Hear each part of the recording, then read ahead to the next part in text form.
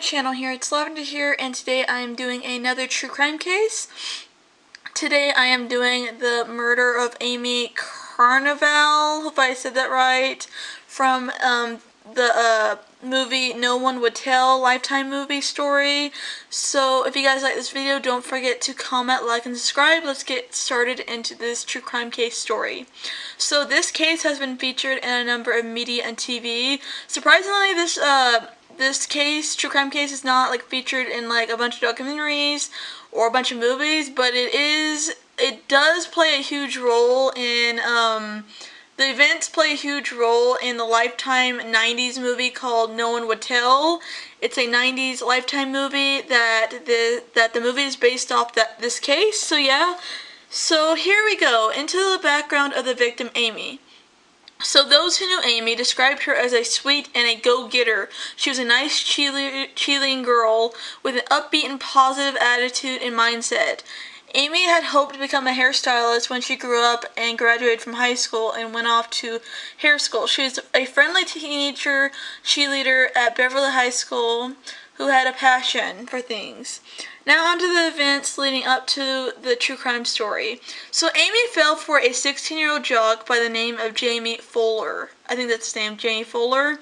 Jamie was a very insecure, controlling, abusive person. He was full of jealousy and insecurity like most abusers you see in the media and in true crime cases are. You know, like one of those people in one of those domestic violence type of movies or documentaries you see that go to prison and do hard time. He viewed Amy as his possession, as only his, and he got jealous of her when she was around her friends or his own friends, and his insecurities kept popping out, and he continued to be so insecure about her, and he always thought he was going to lose her. Friends of the victim, Amy, described their relationship as passionate and intense, but in like a abusive, controlling, possessive type of way, very unhealthy situation. It was not uncommon for Jamie to be seen holding and pushing her in the hallways at their high school, grabbing Amy's arm or blocking her when she tried to leave an area that they were in to get away from him. Jamie regularly told friends, along with Amy herself, that he would kill her someday if she would have left him. But nobody took the threat seriously when they should have, because that's how these true crime cases happen with these abusers. Jamie beforehand had been arrested in 1990 twice for assault and battery with a dangerous weapon and placed on probation for his crimes. These were clear red flags and clear signs of an abuser in the making. Not only that, but Jamie, who had been using steroids and drinking in the entire time and months leading up to this murder.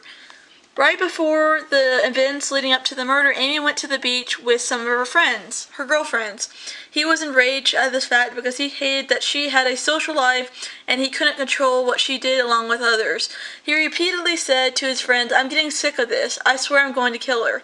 This shit's gotta stop. This shit's gotta stop now. She won't be around very long if she continues this up. I'm going to fucking kill her," he angrily said. Knowing that Amy liked to style and cut hair, he baited her to meet him in the woods in a location under the guise of giving him a haircut. Since Amy wanted to go to hair school, Amy agreed after Jamie kept badgering her.